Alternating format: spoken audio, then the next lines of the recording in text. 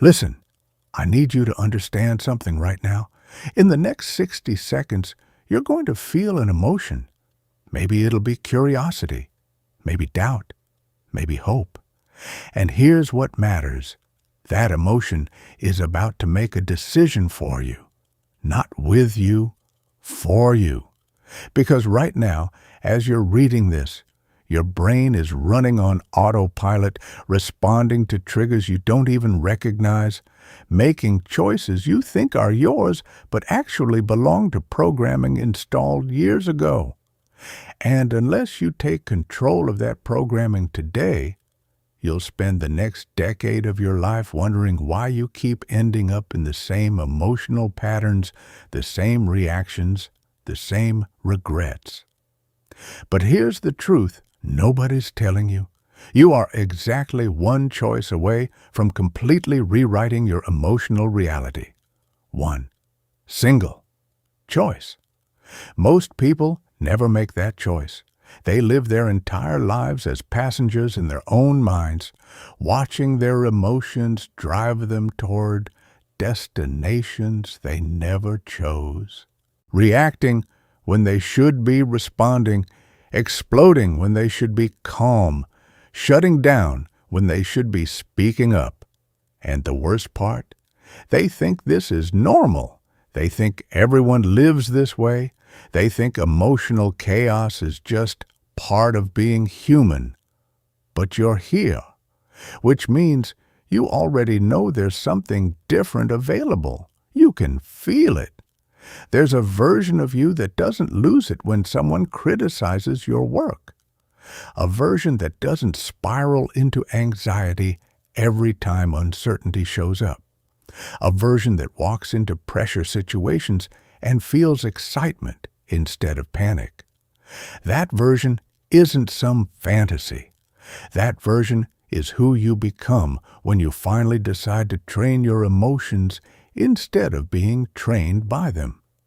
Your emotions are either the greatest tool you'll ever own or the most dangerous weapon pointed directly at your own life. There's no middle ground here.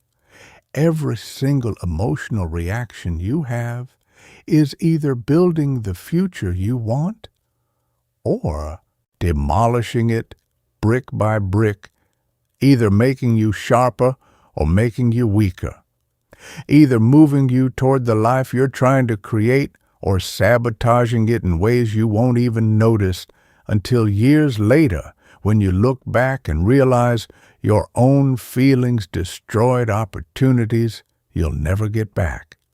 Look at the people who seem untouchable, the ones who perform when everyone else is freaking out, the ones who stay clear-headed during chaos, the ones who somehow manage to turn pressure into power instead of falling apart under it. You think they're just built different? You think they were born with some special emotional gene you don't have? Wrong. They trained themselves. They learned to use emotions as fuel instead of letting emotions use them as puppets. And that's exactly what you're about to learn. Not some surface-level breathing exercise you'll forget by tomorrow. Not some positive thinking nonsense that falls apart the second real life hits you. I'm talking about a complete rewiring of your emotional operating system. A fundamental shift in how you experience and respond to everything that triggers you. By the time we're done here, you won't be the same person. You'll have the actual systems, the real techniques, the neural pathways to control your emotional responses regardless of what gets thrown at you. Not suppress them, not pretend they don't exist. Control them, channel them, use them. Let me show you what's really happening inside your life right now. Chapter 1. The Invisible Prison. When was the last time an emotion hijacked you? When was the last time anger made you say something that haunted you for days? When was the last time fear stopped you from taking an opportunity you knew you should take? When was the last time anxiety turned your brain into a tornado of worst-case scenarios that had nothing to do with reality? If you can remember even one time, you already understand the problem. You're not controlling your emotions. Your emotions are controlling you. And here's what's wild. This is happening to almost everyone every single day, and they don't even realize they're trapped. Research shows the average person experiences roughly 27,000 distinct emotional reactions every single day. 27,000 moments where their brain fires off an emotional response that influences their thoughts, their decisions, their actions. And here's the devastating part. Most of these reactions happen completely below conscious awareness. You're not choosing them. They're not up for debate. They just happen to you. You feel irritated, so you snap at someone you care about. You feel anxious, so you avoid the conversation you need to have. You feel frustrated, so you quit on the goal that actually matters. You feel overwhelmed, so you scroll social media for 3 hours instead of doing the one thing that would actually move your life forward. You're not making these choices. These choices are being made by your emotional programming. Programming that got installed when you were 7 years old and someone laughed at you. Programming from that time you failed publicly and decided trying hard equals getting hurt. Programming from 1,000 tiny moments you don't even remember that built the emotional autopilot currently running your life. Think about this for a second. If someone else was making 27,000 decisions for you every day, decisions affecting your relationships, your career, your health, your happiness, you'd be furious, right? You'd demand to take back control. That's exactly what's happening. Your past conditioning, your unconscious fears, your automatic reactions are running your life. And you're just along for the ride, watching it happen, wondering why you keep making the same mistakes. The cost of living this way is absolutely devastating. People destroy their relationships because they can't control their anger for 30 seconds. They sabotage their careers because they can't handle feedback without imploding. They live in constant anxiety because they let their mind run wild with imaginary disasters. They make terrible decisions because they act on impulse instead of thinking 2 steps ahead. They never reach their potential because discomfort shows up and they fold immediately. But the people who've mastered their emotional responses, they live completely different lives. They stay calm during conflicts, so they actually solve problems instead of creating bigger ones. They manage their reactions to criticism, so they grow instead of defending themselves to death. They face their fears, so they take the risks that lead to the rewards.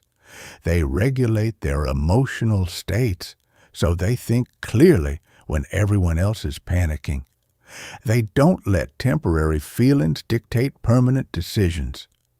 The difference between emotional strength and emotional weakness is the difference between designing your life and being dragged through it, between being the architect or being the victim, between succeeding at levels most people never even attempt, or staying stuck in patterns that could have been broken years ago. Most people will never escape this. They'll spend 60, 70, 80 years believing emotions just happen to them. That getting angry is normal. That anxiety is unavoidable. That fear is permanent. They'll never realize that emotions are trainable skills controllable responses, reprogrammable patterns. But here's what changes everything. Your brain isn't fixed. Your emotional patterns aren't permanent. Your reactions aren't inevitable. Everything can be changed, but only if you're willing to do the work most people refuse to do. Chapter 2. The Hijacking Mechanism. Your brain was designed to keep you alive, not to make you happy. This is the fundamental truth that explains why emotional control feels so hard. Every time you experience an emotion, your brain is running survival software designed thousands of years ago when the biggest threat was being eaten by predators. Here's what happens in your brain during an emotional reaction. A trigger activates your amygdala, the ancient alarm system buried deep in your brain. This thing is fast, faster than your conscious mind. It scans for danger and decides in milliseconds whether you need to fight, run, or freeze. Before you even know what's happening, it floods your system with stress hormones, cortisol, adrenaline, the whole chemical cocktail. When this happens, your prefrontal cortex, the part of your brain responsible for logic, decision-making, impulse control, goes offline. Blood flow decreases. Your ability to think rationally, to see perspectives, to consider consequences, all of it shuts down. You're literally not thinking clearly. You're operating from pure survival instinct. This is why people say things they don't mean when they're angry, why they make terrible decisions when they're scared, why they shut down when they're overwhelmed. Their higher brain functions are offline, and they're running on primitive programming designed for escaping lions, not for navigating modern life. Here's the problem. In modern life, most triggers aren't actual emergencies. Your boss criticizing your presentation isn't a saber-toothed tiger. Getting rejected isn't a life-threatening situation. Traffic isn't mortal danger. But your amygdala can't tell the difference. It treats perceived threats exactly like real threats. It activates the same emergency response for a rude email that it would for a physical attack. This means every time you get emotionally triggered, your brain is essentially having a false alarm.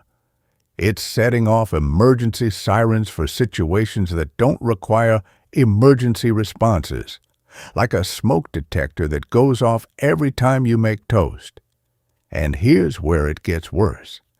Every time your brain goes through this hijacking process, it strengthens the neural pathways that created it. Your brain literally rewires itself to make that reaction more likely next time. This is why people who get angry easily keep getting angry easily, why anxious people become more anxious over time, why emotional patterns seem to get stronger instead of weaker. Neuroscientists call this neuroplasticity. Your brain physically changes based on your repeated thoughts, emotions, behaviors. Every emotional reaction you have is literally carving deeper grooves in your brain, making those reactions more automatic, more powerful. Your brain is constantly rewiring itself based on experience, and most people are unknowingly training their brains to become more emotionally reactive, not less. The average person has their first emotional hijacking within 12 minutes of waking up. They grab their phone, see something triggering, and before they're even out of bed, their nervous system is flooded with stress hormones. They start the day in a reactive state, and that state colors every interaction, every decision, every experience for the next 16 hours. Most people live in constant low-level reactivity. Their nervous systems are chronically dysregulated, always slightly on edge, always ready to be triggered, always operating from survival mode instead of growth mode. They think this is normal. They think this is just how life feels. They have no idea there's a completely different way to experience reality. But here's the revolutionary truth. If your brain can be trained to become more reactive, it can also be trained to become less reactive. If neuroplasticity works against you when you practice emotional reactivity, it works for you when you practice emotional control. You can literally rewire your brain to become calmer, more resilient, more emotionally intelligent. The key is understanding that emotions aren't permanent states. They're temporary neurochemical events. They last between 60 seconds and 15 minutes in your body before they naturally dissipate. The only reason emotions seem to last longer is because we keep re-triggering them with our thoughts. We tell ourselves stories about why we should be angry, why we should be scared, why we should be upset. And those stories keep the emotional cycle running. When you understand the hijacking mechanism, everything shifts. You realize you're not your emotions. You're the observer of your emotions. You're not a victim of your brain's survival programming. You're the trainer of your brain's responses. You're not powerless against emotional reactions. You have the ability to consciously rewire your neural patterns and create completely new emotional habits. Chapter 3. The Rewiring Revolution. Your brain is the most powerful adaptation machine in the known universe.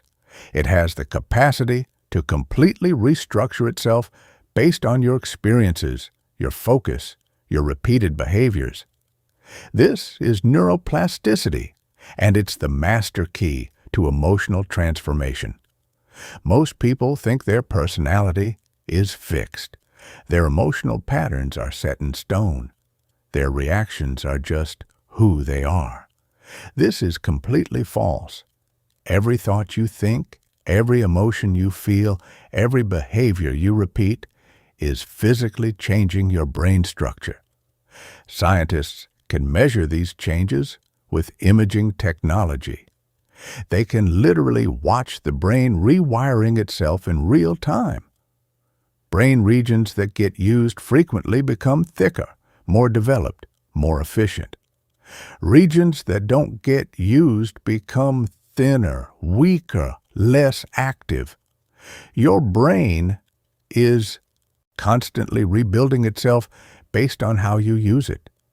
This means people who practice emotional control literally have different brain structures than people who don't. Their prefrontal cortex, the self-regulation and impulse control center, is thicker, more developed. Their amygdala, the fear and reactivity center, is smaller, less active. They have stronger connections between the rational parts and emotional parts of their brain. They've physically trained their brains to be more emotionally intelligent. The most groundbreaking research shows you can change your brain at any age. It used to be believed that adult brains were fixed, unchangeable. We now know that's completely wrong. A 60-year-old can rewire their emotional patterns just as effectively as a 25-year-old. The brain remains plastic throughout your entire life. Here's how rewiring works. Every time you practice a new emotional response, you create a new neural pathway. At first, this pathway is weak, hard to access. It requires conscious effort and attention. Meanwhile, your old emotional patterns have strong, well-established neural pathways. They're like highways in your brain, easy to access, require no conscious effort, but every time you choose the new response instead of the old response, you strengthen the new pathway and weaken the old one. The new pathway becomes easier to access. The old pathway becomes harder to access. Eventually, the new response becomes as automatic as the old response used to be. This is how you literally rewire your emotional programming. The key is understanding this requires repetition and consistency. You can't undo decades of emotional conditioning with a few positive thoughts. You can't rewire years of reactive patterns with one meditation session. Neuroplasticity works through sustained practice over time. You have to consciously choose different responses thousands of times before they become automatic. Most people give up too early. They try to change their patterns for a few days, maybe a few weeks. When they don't see immediate results, they assume it's not working. They don't understand they're literally rewiring their brains, and rewiring takes time. Research shows it takes approximately 60 days of consistent practice to create a new automatic habit. For emotional patterns, which are deeper and more complex than simple behaviors, it can take 80 to 100 days. But the people who stick with it for the full duration experience complete transformation. They literally become different people with different emotional responses, different neural patterns. The most powerful aspect of neuroplasticity, your brain doesn't know the difference between real experience and vividly imagined experience. This means you can rewire your emotional patterns through mental rehearsal. Every time you visualize yourself responding calmly in a triggering situation, you strengthen the neural pathways for calm responses. Every time you mentally practice emotional control, you train your brain to be more emotionally controlled. Professional athletes have used this for decades. They visualize perfect performances thousands of times before competing. Their brains develop the neural patterns for success before they ever step onto the field. You can do the exact same thing with emotional responses. You can mentally rehearse staying calm under pressure, responding thoughtfully to criticism, maintaining composure in difficult situations. The scientific evidence is overwhelming. Studies show people who practice emotional regulation techniques have measurable brain changes within 6 weeks. Stress hormones decrease. Immune function improves.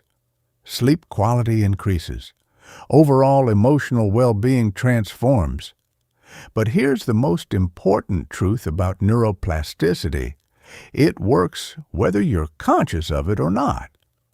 Right now, your brain is either rewiring itself to become more emotionally intelligent or more emotionally reactive.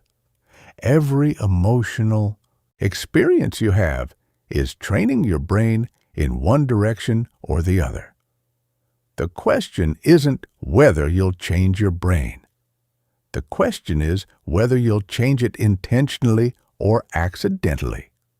Most people are accidentally training their brains to become more reactive, more anxious, more emotionally unstable. Every time they indulge negative thinking, every time they allow themselves to be triggered, every time they react impulsively, they strengthen the neural pathways for emotional weakness. But you can do the opposite. You can intentionally train your brain to become calmer, more resilient, more emotionally powerful. You can use neuroplasticity as a tool for transformation instead of a force for deterioration. You can become the conscious architect of your own emotional programming. Chapter 4. The Foundation System. Emotional strength is built on 4 core pillars that must be developed simultaneously.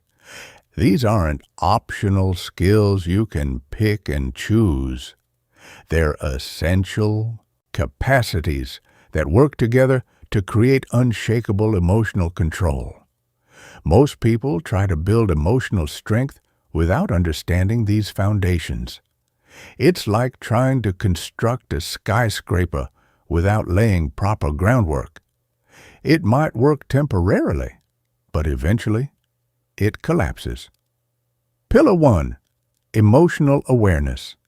This is the ability to recognize what you're feeling in real time as you're feeling it. Most people have almost zero emotional awareness. They go through entire days without consciously recognizing their emotional states. They feel angry, but don't realize they're angry until they've already said something they regret.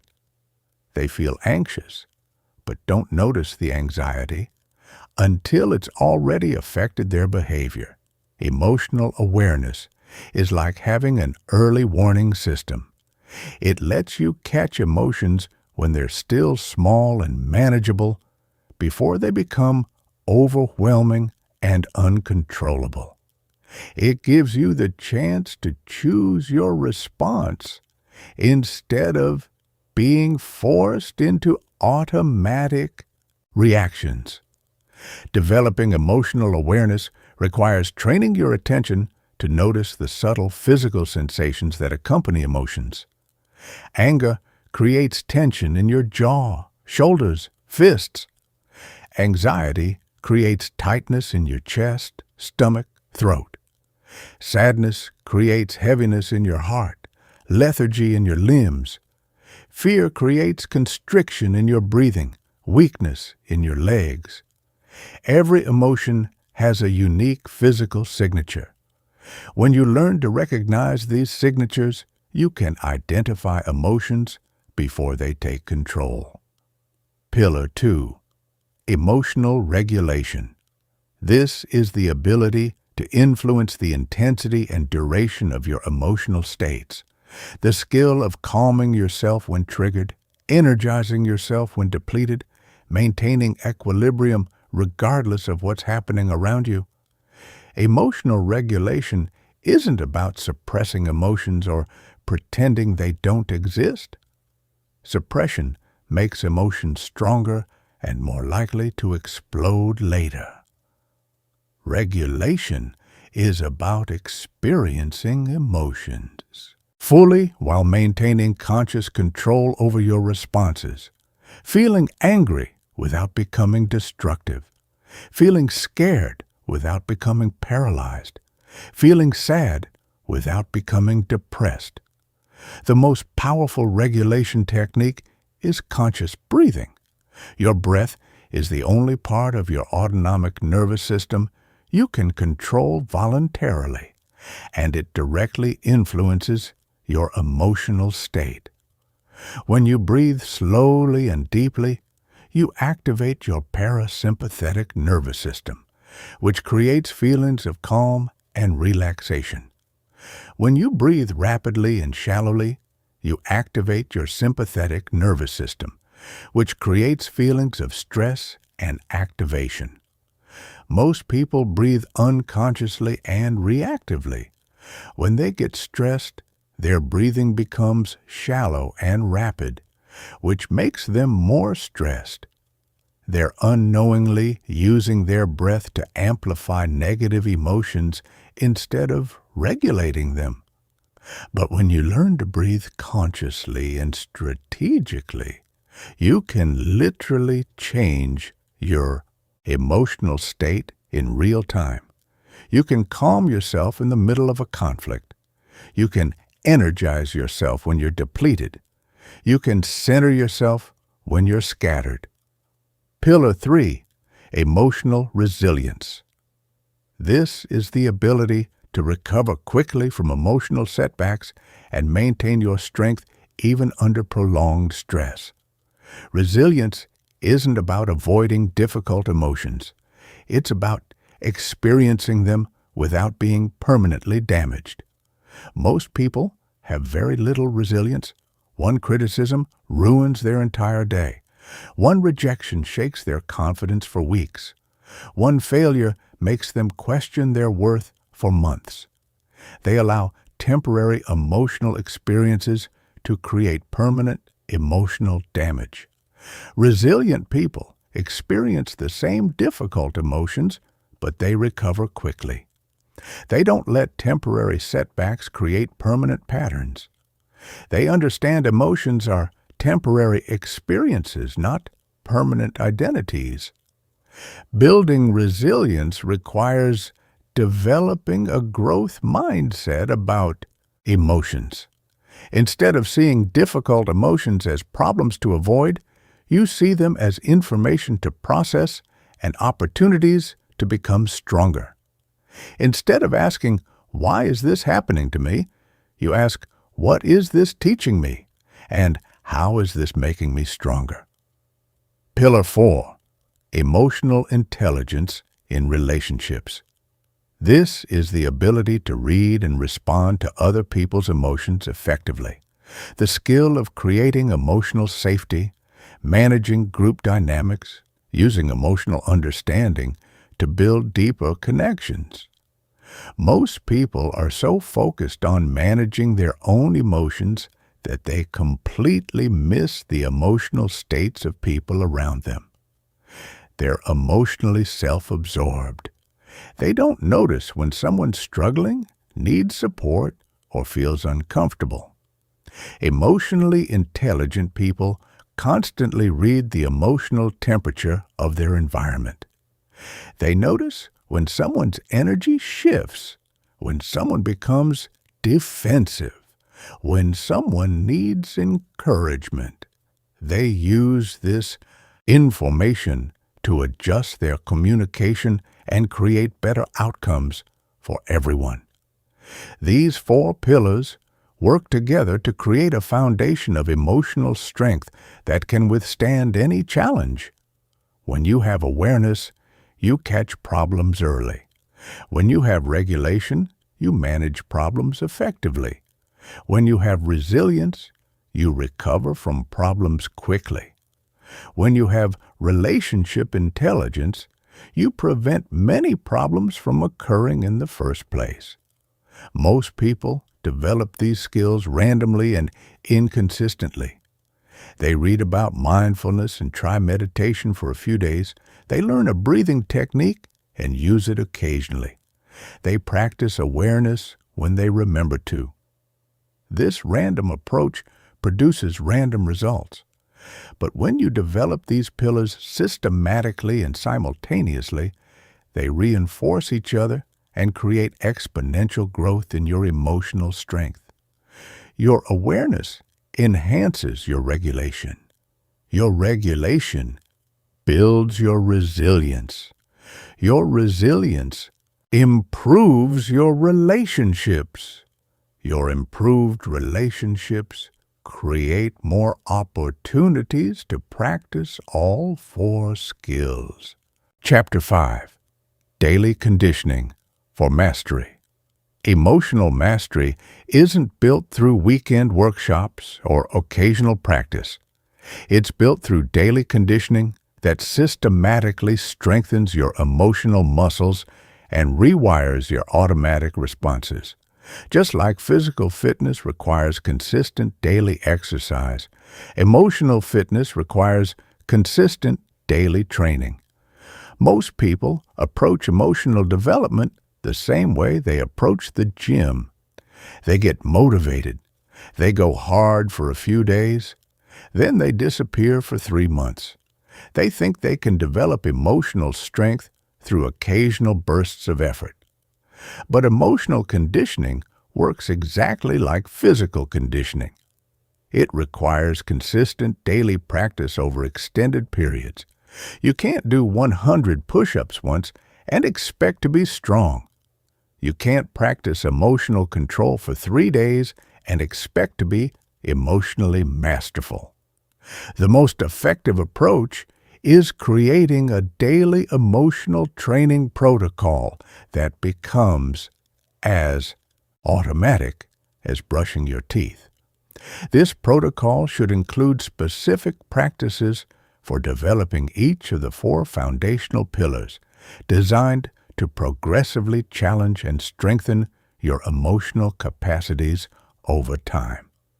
Your daily conditioning should begin the moment you wake up, before you check your phone, before you interact with anyone, before the world has a chance to trigger your old patterns.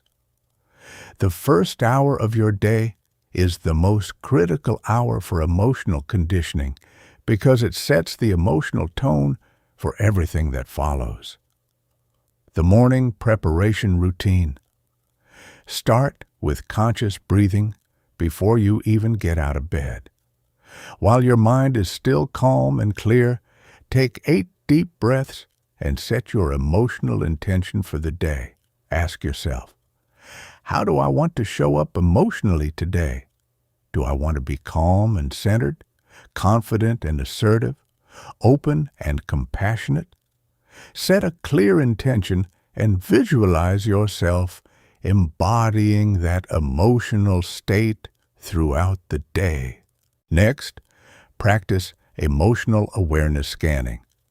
This is a systematic check-in with your emotional state, identifying any tension, stress, or reactivity present in your body. Start at the top of your head and slowly scan down through every part of your body. Notice areas of tightness, discomfort, emotional charge. When you find tension, breathe into that area and consciously release it. After your awareness scan, practice emotional visualization, mental rehearsal for the emotional challenges you expect to face. If you have a difficult conversation scheduled, visualize yourself remaining calm and centered during it. If you have a stressful presentation, visualize yourself feeling confident and composed. If you know you'll encounter traffic or crowds or other triggers, visualize yourself responding with patience and equanimity. The key to effective visualization is making it vivid and detailed. Don't just think about staying calm. Actually, feel the sensation of calmness in your body. Don't just imagine being confident. Actually, experience the feeling of confidence in your chest and shoulders. Your brain responds much more powerfully to felt experiences than abstract concepts. Throughout the day check-ins, set reminders on your phone to check in with your emotional state every 2 hours. When the reminder goes off, stop whatever you're doing and ask yourself, what am I feeling right now? Where do I feel it in my body? Is this emotion serving me or limiting me? Do I need to regulate this emotion or just acknowledge it? These check-ins serve multiple purposes. They maintain your emotional awareness throughout the day. They give you opportunities to practice regulation before emotions become overwhelming. They help you identify patterns and triggers you might otherwise miss. Most importantly, they keep your prefrontal cortex actively engaged in monitoring your emotional state instead of letting your amygdala run on autopilot. The pause and breathe protocol. When you encounter emotional triggers during the day, implement the pause and breathe protocol. The moment you feel triggered, before you react, pause and take 3 deep breaths. This pause gives your prefrontal cortex time to come back online and regain control from your amygdala. The breathing activates your parasympathetic nervous system and begins emotional regulation. During the pause, ask yourself 3 questions.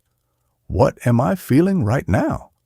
What is this emotion trying to tell me? What response would serve my long-term goals? These questions shift you from reactive mode to responsive mode.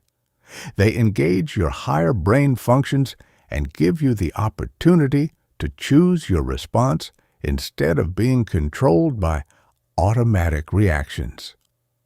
The evening processing routine. Before you sleep, process and integrate the emotional experiences of the day.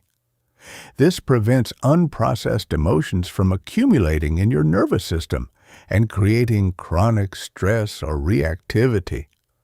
Start by reviewing the emotional challenges you faced.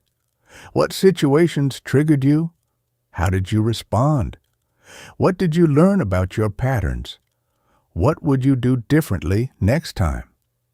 This review process helps you extract lessons from emotional experiences and plan for better responses in the future. Next, practice emotional release techniques. If you accumulated stress, tension, or negative emotions during the day, consciously release them before you sleep. This can be done through progressive muscle relaxation, breathing exercises, journaling, or physical movement.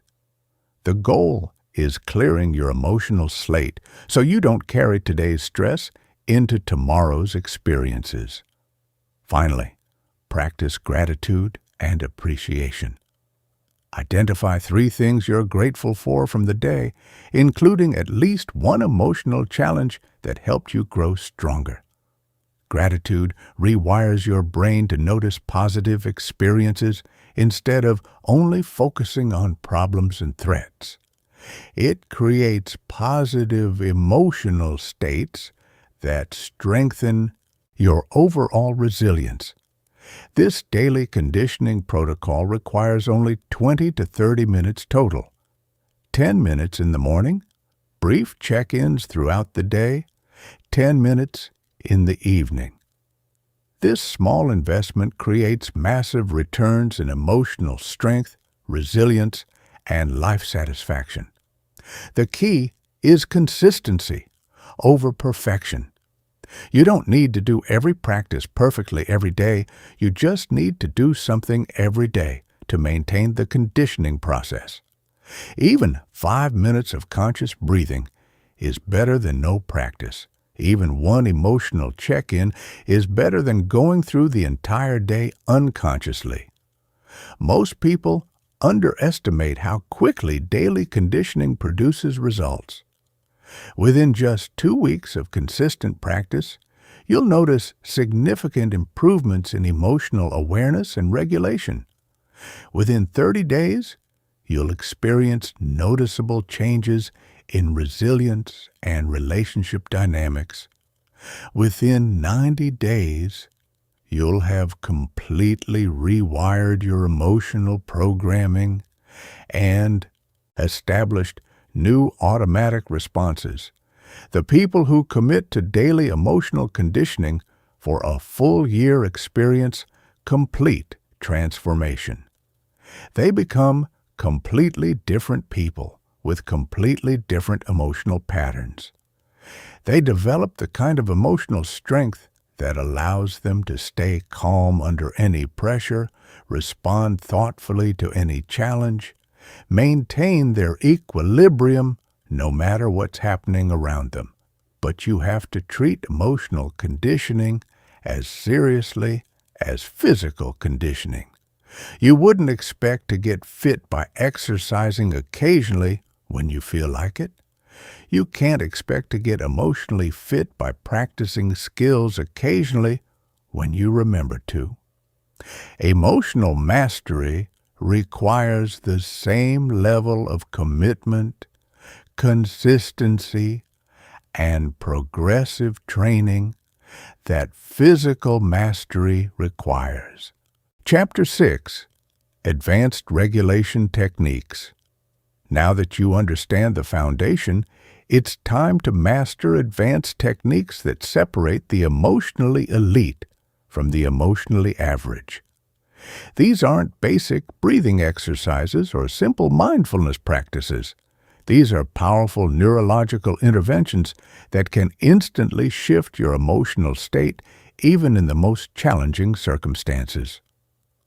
Technique 1. Emotional reframing. This is the ability to consciously change the meaning you assign to emotional triggers. Most people think their emotions are caused by external events. This is completely false. Your emotions are caused by the meaning you give to events, not the events themselves. Two people can experience the exact same situation and have completely different emotional responses based on how they interpret what happened. When someone criticizes your work, you can choose to interpret it as an attack on your worth, which triggers anger and defensiveness.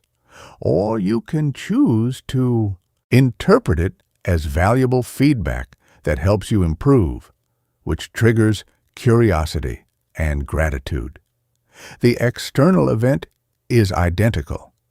The emotional response is completely different based on the meaning you assign.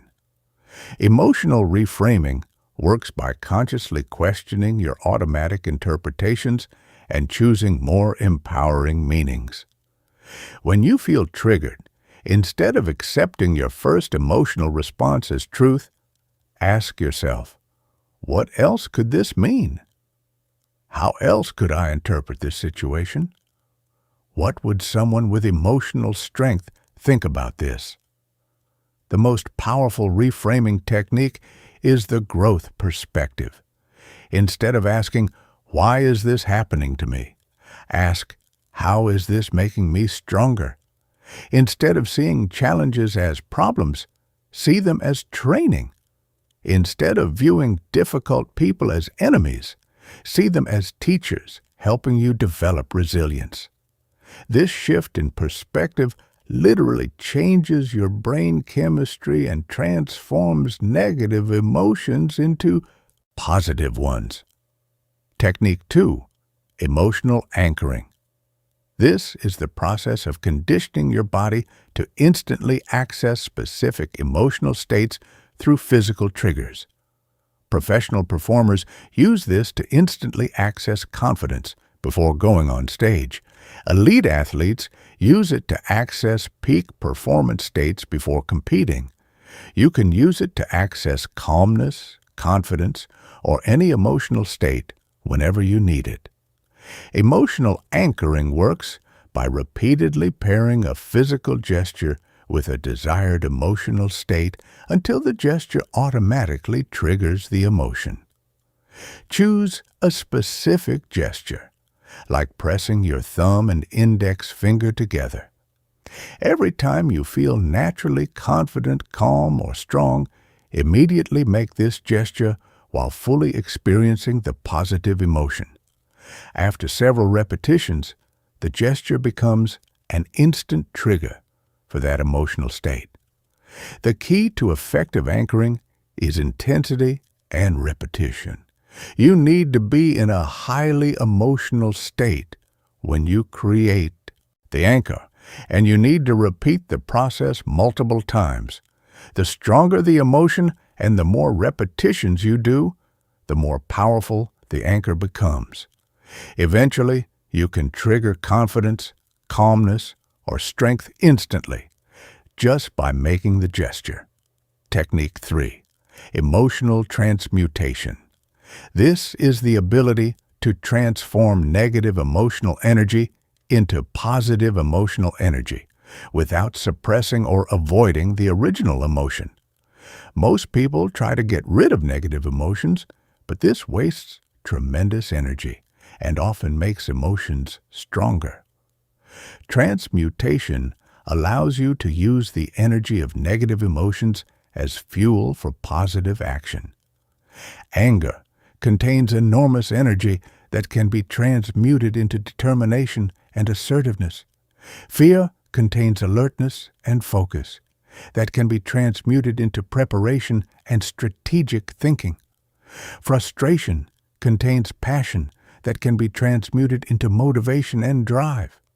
The key is separating the energy of the emotion from the destructive expression of the emotion.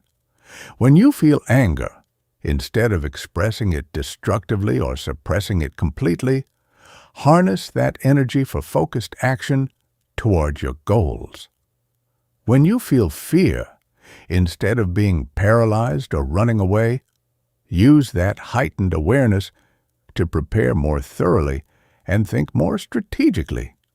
When you feel frustration, instead of giving up or lashing out, channel that intensity into even more determined effort. Technique 4. Emotional inoculation. This is the practice of deliberately exposing yourself to mild emotional challenges in order to build immunity to more severe emotional challenges.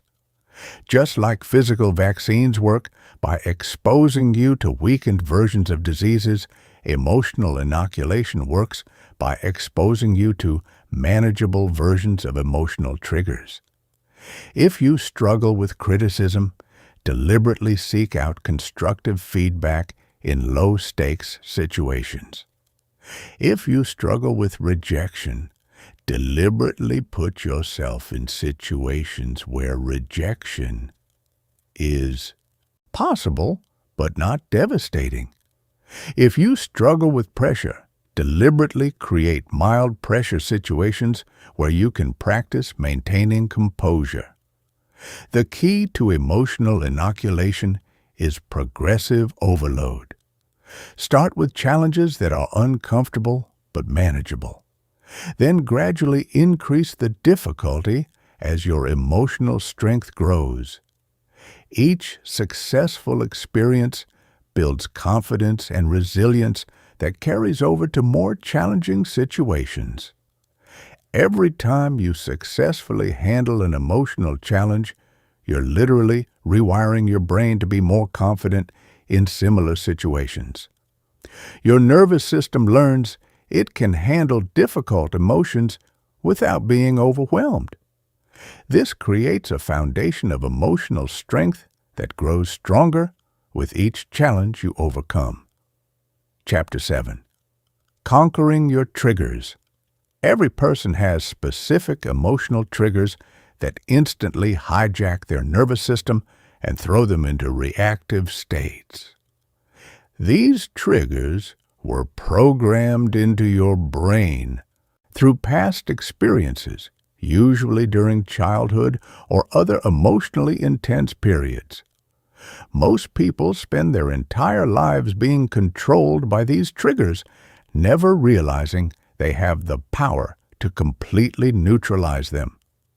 The first step in conquering triggers is identifying them with surgical precision.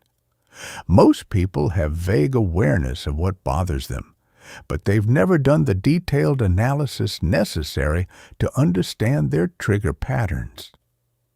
You need to become a detective of your own emotional responses. Create a trigger journal where you record every emotional reaction you have for 30 days. Note the specific situation, the exact trigger, your physical sensations, your emotional response, your behavioral reaction. Look for patterns. Do you get triggered by criticism about your competence, by feeling ignored or excluded, by situations where you feel powerless or controlled, by certain tones of voice or facial expressions? Most people have between 3 and 7 core trigger categories that account for 80% of their emotional reactivity. Once you identify these core categories, you can begin the systematic process of desensitizing yourself to these triggers and installing new automatic responses. Trigger reprocessing. The most powerful technique for neutralizing triggers is trigger reprocessing. This involves deliberately revisiting the original experiences that created your trigger programming and consciously rewriting the emotional memory. Most triggers are created during moments when you felt powerless, hurt, or threatened. The emotional intensity of these experiences creates strong neural pathways that get activated every time you encounter similar situations. Trigger reprocessing works by accessing the original memory while in a calm, empowered state and consciously changing your relationship to that experience. Instead of seeing yourself as a victim of what happened, you see yourself as someone who survived and became stronger. Instead of focusing on the pain of the experience, you focus on the wisdom and resilience it gave you.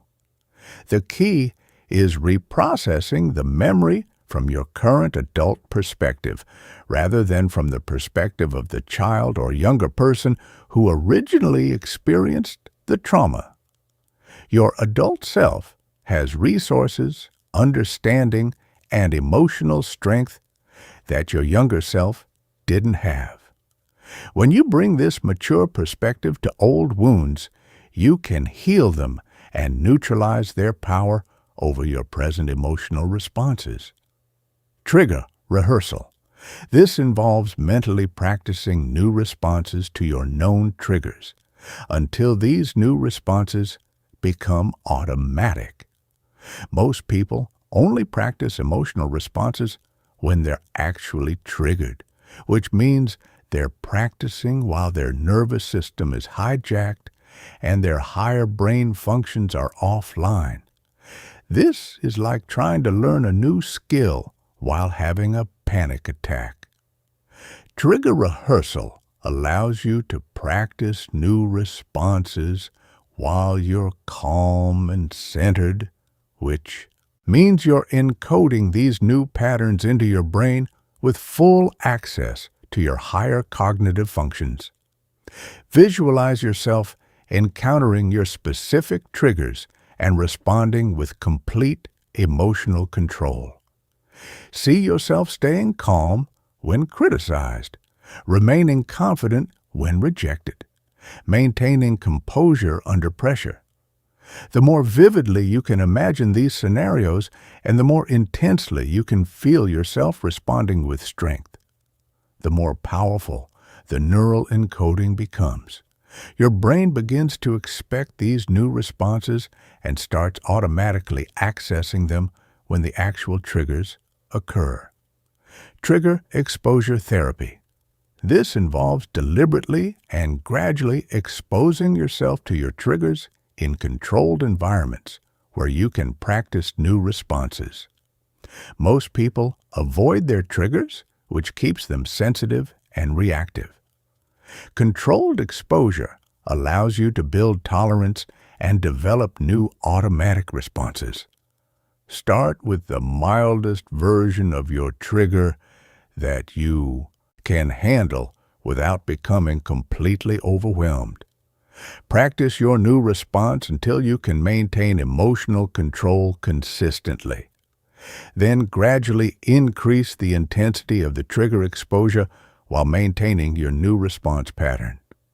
This systematic approach builds genuine emotional immunity rather than just temporary coping skills. If your trigger is criticism, start by asking trusted friends for gentle feedback about areas where you could improve. Practice receiving this feedback with curiosity and gratitude rather than defensiveness and hurt. As you build tolerance for mild criticism, gradually expose yourself to more direct and challenging feedback while maintaining your new response pattern. Trigger transformation.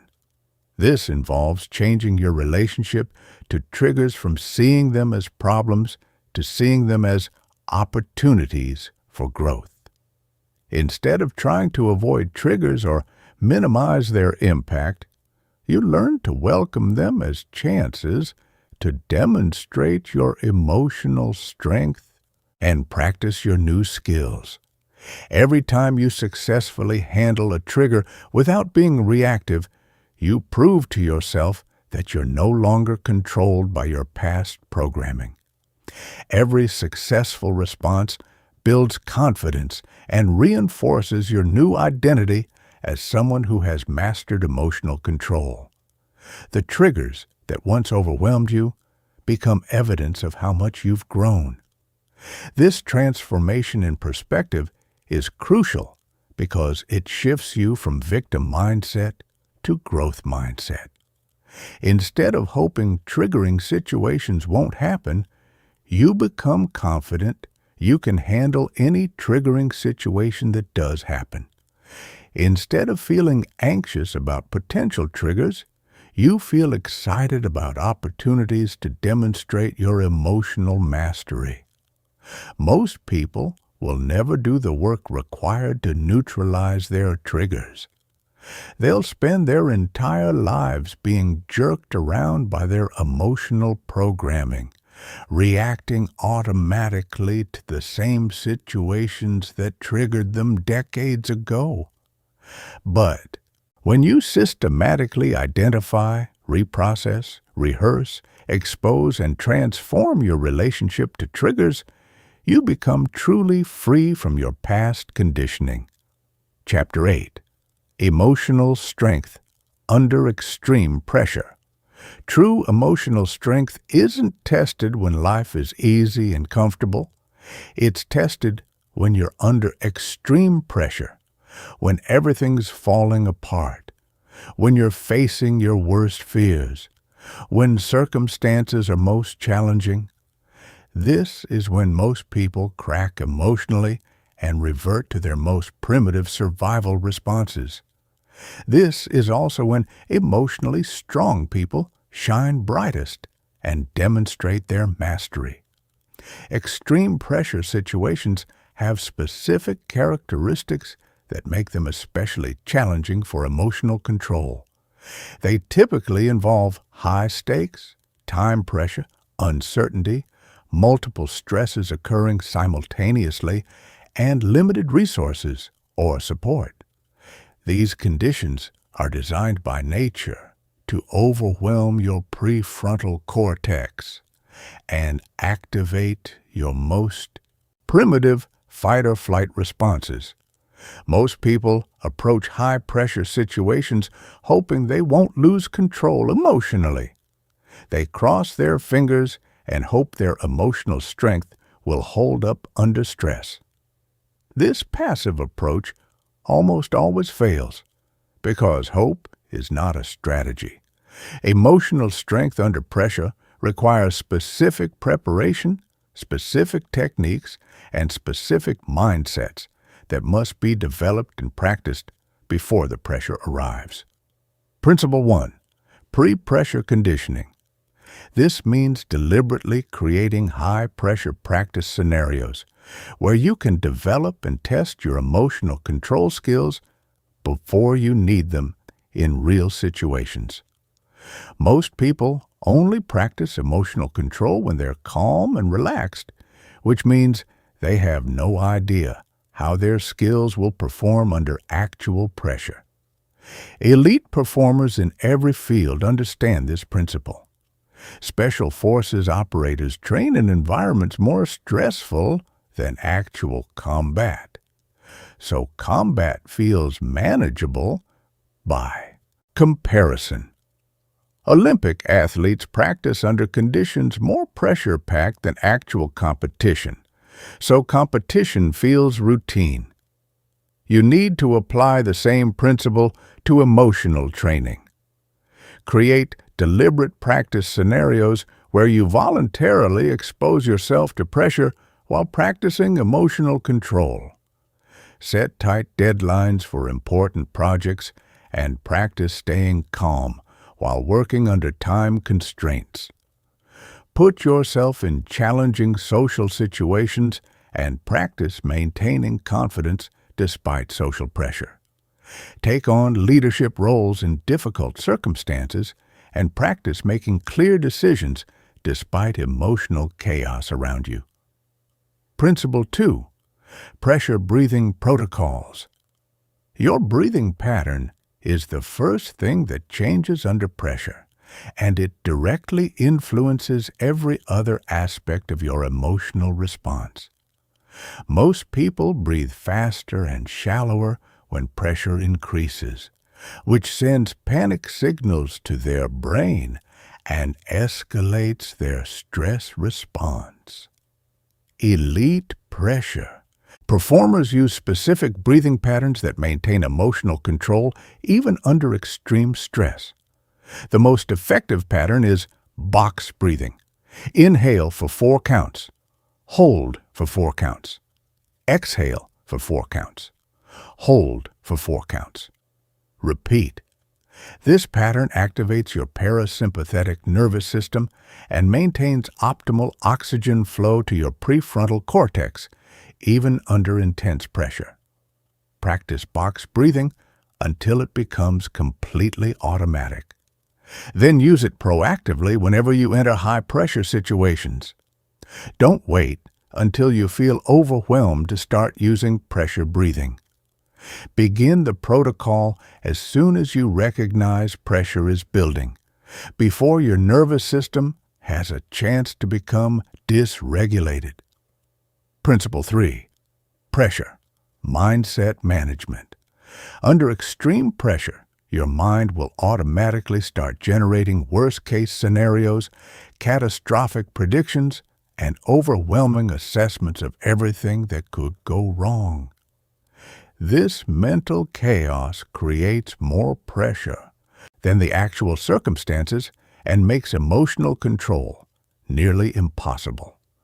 Pressure mindset management involves consciously directing your mental focus toward what you can control rather than what you cannot control, solutions rather than problems, opportunities rather than threats. Instead of thinking about everything that could go wrong, focus exclusively on the next specific action you need to take. Instead of overwhelming yourself with the magnitude of the entire challenge, break it down into immediate, manageable steps. The most powerful pressure mindset technique is tunnel focus. This involves consciously narrowing your attention to only the most essential elements of the situation while temporarily ignoring everything else. Elite athletes use tunnel focus to block out crowd noise, opponent intimidation, and performance pressure while maintaining complete focus on executing their skills.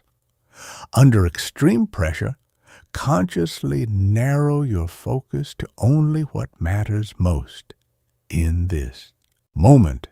If you're giving a high-stakes presentation, focus only on connecting with your audience and delivering your key message.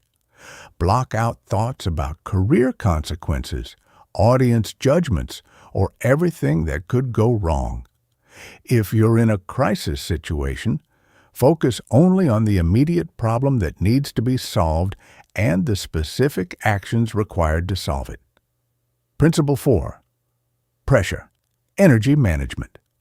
Extreme pressure creates intense physiological arousal that most people experience as overwhelming and destructive. But this arousal contains tremendous energy that can be channeled into enhanced performance rather than emotional breakdown. The difference between pressure destroying you and pressure elevating you is how you manage this energy. Instead of trying to calm down under pressure, learn to channel pressure energy into focused intensity. Instead of trying to eliminate the physical sensations of pressure, learn to interpret them as preparation for peak performance. Instead of seeing pressure as something that weakens you, learn to see it as something that reveals your true strength. The most successful pressure performers actually seek out high-pressure situations because they've learned to use pressure energy as fuel for exceptional performance. They've conditioned their nervous systems to interpret pressure arousal as excitement rather than anxiety, as readiness rather than threat, as opportunity rather than danger. This transformation happened through repeated exposure to pressure, combined with successful performance under pressure. Every time you maintain emotional control and perform well under pressure, you strengthen your nervous system's association between pressure and success. Eventually, pressure becomes a trigger for peak performance rather than a trigger for emotional breakdown. Chapter 9.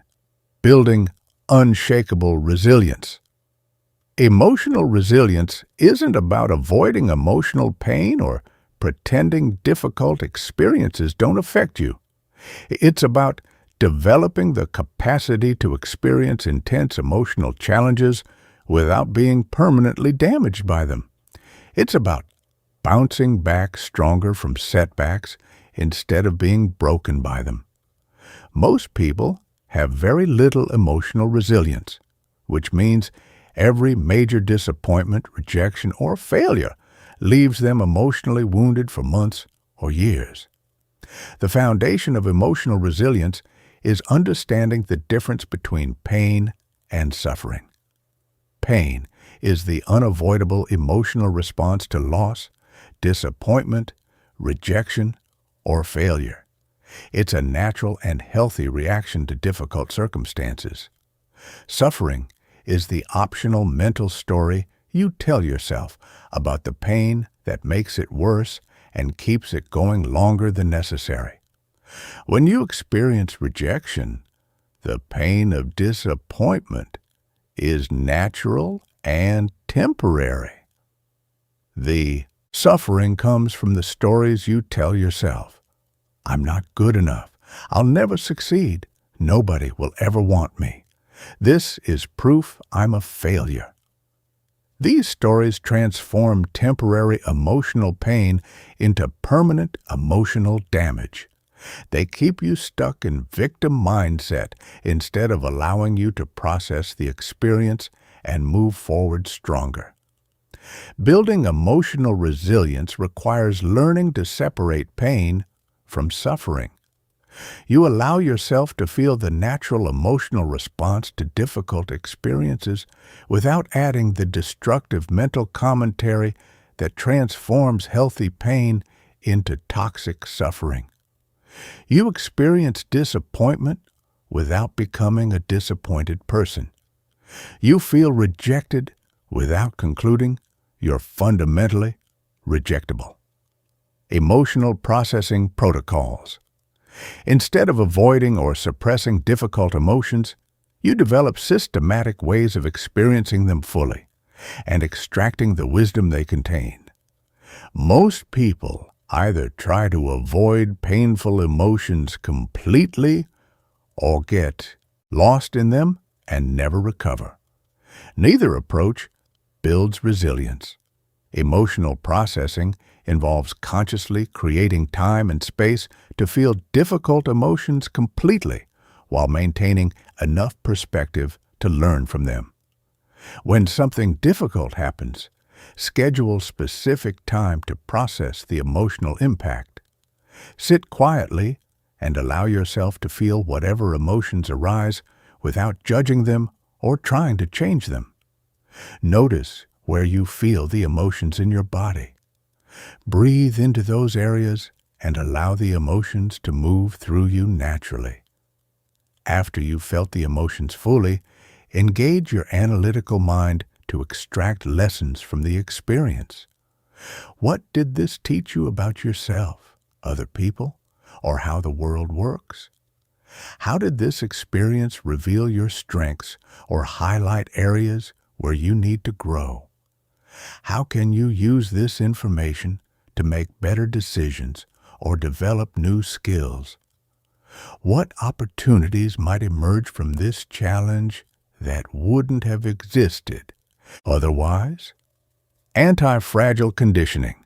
This concept, developed by Nassim Taleb, describes systems that become stronger when stressed rather than just surviving stress. Most people aim to be resilient enough to return to their previous level of functioning after difficulties. Anti-fragile people use difficulties as catalysts to reach higher levels of functioning than they had before the challenge. Anti-fragile conditioning means actively seeking challenges that will make you stronger while avoiding challenges that will break you.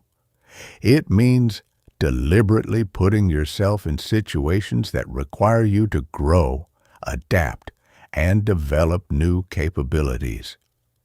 Instead of trying to create a life without challenges, you create a life full of challenges that strengthen you. This requires developing accurate assessment of your current emotional capacity and choosing challenges that stretch you without overwhelming you. If you're currently afraid of public speaking, anti-fragile conditioning might involve joining a speaking group and gradually taking on bigger speaking challenges. If you're currently conflict avoidant, anti-fragile conditioning might involve deliberately engaging in more direct conversations about difficult topics. The key is progressive overload, the same principle used in physical training. You gradually increase the emotional demands you place on yourself as your capacity grows.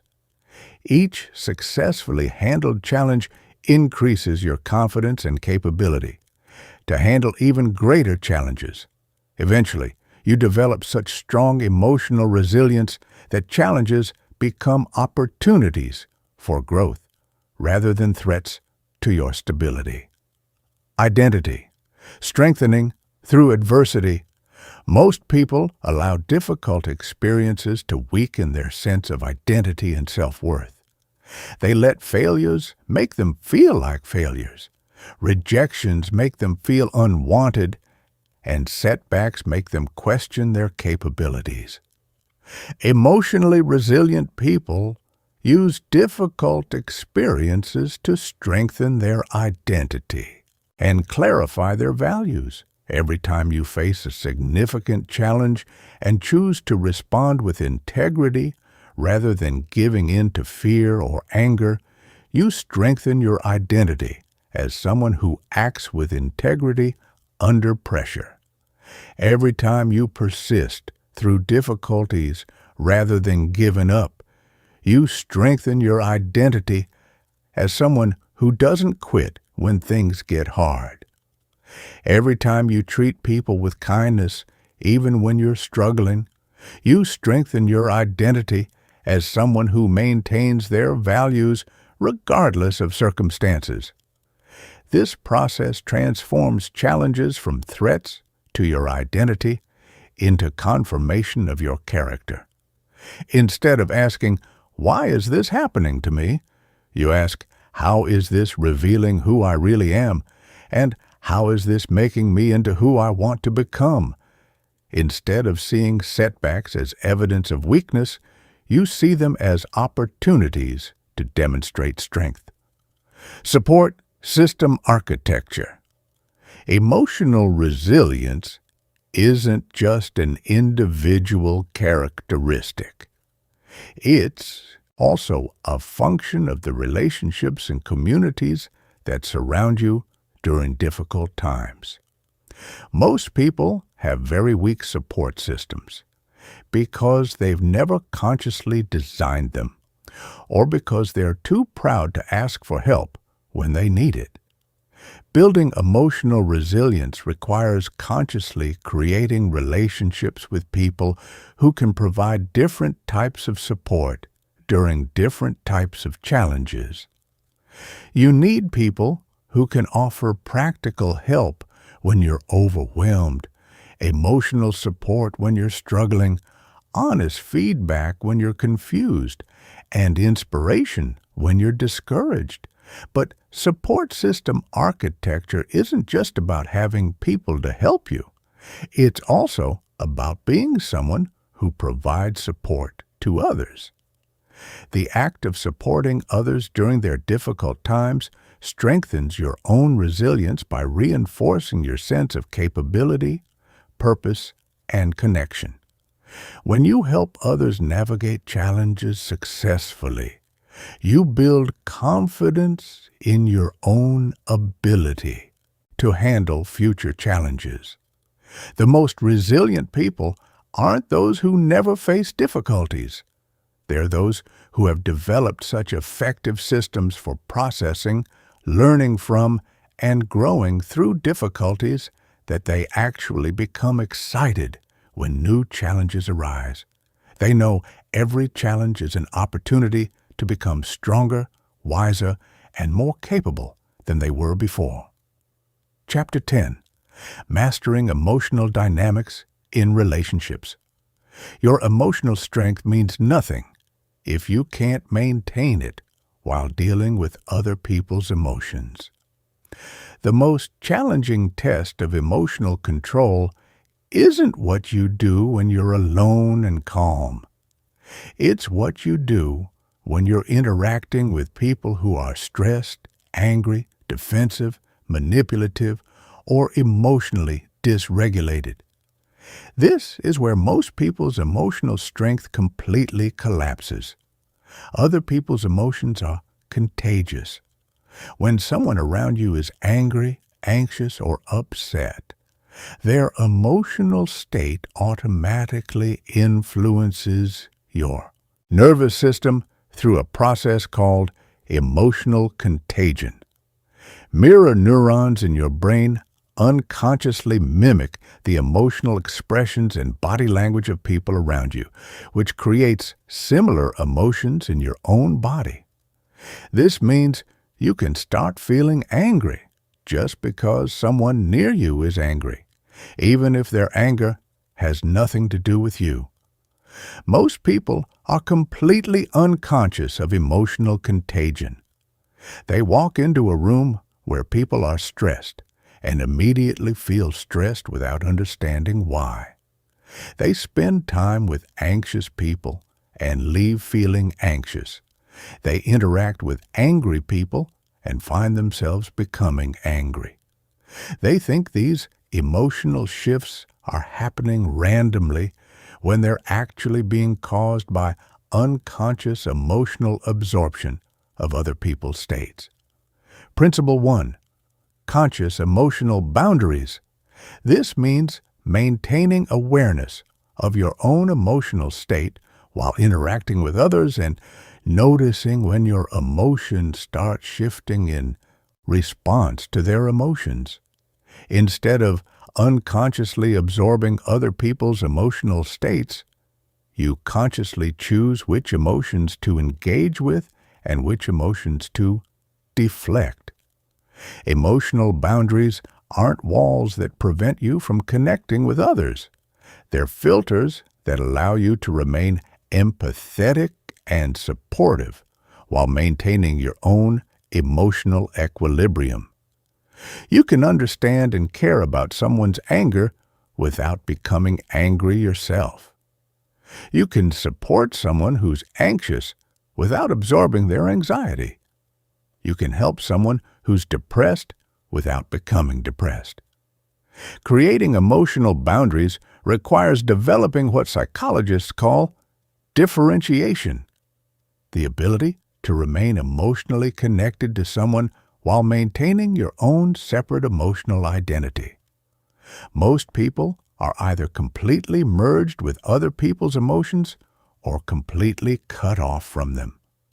Neither approach allows for healthy relationships or emotional strength. Principle 2. Emotional regulation modeling. When you interact with someone who's emotionally dysregulated, you have two choices. You can match their emotional state and become dysregulated yourself, which escalates the situation and makes everything worse. Or you can maintain your emotional regulation and help them return to a regulated state through your example. Emotional regulation modeling works because regulated nervous systems have a calming effect on dysregulated nervous systems. When you remain calm in the presence of someone who's upset, your regulated state provides a template for them to return to regulation. Your calm breathing influences their breathing. Your relaxed body language influences their muscle tension. Your centered energy influences their scattered energy. This isn't about suppressing your emotions or pretending everything's fine when it's not. It's about feeling whatever emotions arise in response to the situation while maintaining conscious control over how you express those emotions. You can feel frustrated with someone's behavior while speaking to them in a calm tone. You can feel disappointed with the situation while maintaining hopeful body language. The key to effective emotional modeling is authenticity combined with regulation. If you try to fake calmness while you're actually feeling chaotic inside, people will sense the incongruence and it will make them more anxious rather than less. You need to actually achieve internal regulation, not just external appearance of regulation. Principle 3, strategic emotional responses. Different people and different situations require different emotional approaches for optimal outcomes. Instead of having one default emotional response to all challenging interpersonal situations, you consciously choose your emotional approach based on what will be most effective for the specific person and situation you're dealing with. Some people respond well to direct, assertive communication and will respect you more if you stand up to their aggressive behavior. Other people become more defensive when challenged directly and respond better to gentle, supportive approaches. Some situations require you to be firm and set clear boundaries. Other situations require you to be flexible and find creative compromises. Developing strategic emotional responses requires studying the people in your life and understanding what emotional approaches work best with each person. Pay attention to how different people respond when you're calm versus intense, direct versus indirect, serious versus playful. Notice what emotional approaches bring out the best in each person and what approaches trigger their worst behaviors. This isn't about being manipulative or fake. It's about being emotionally intelligent enough to adjust your communication style to create the best possible outcomes for everyone involved. Just like you would adjust your vocabulary when speaking to a child versus an adult, you adjust your emotional approach when dealing with different personality types and emotional styles. Principle 4, conflict transformation through emotional mastery. Most people see interpersonal conflict as something to avoid or win. Emotionally masterful people see conflict as an opportunity to strengthen relationships and create better understanding between people. Instead of trying to avoid conflict or dominate in conflict, they use their emotional skills to transform conflict into connection. Conflict transformation requires maintaining empathy for the other person's experience while clearly expressing your own needs and boundaries. It means being curious about why the other person is upset instead of immediately becoming defensive. It means looking for the underlying needs and values that are driving the conflict instead of just focusing on the surface-level disagreement. When someone's angry with you, instead of getting angry back or becoming defensive, get curious about what they're really upset about. What need of theirs isn't being met? What value of theirs feels violated? What fear might be driving their anger?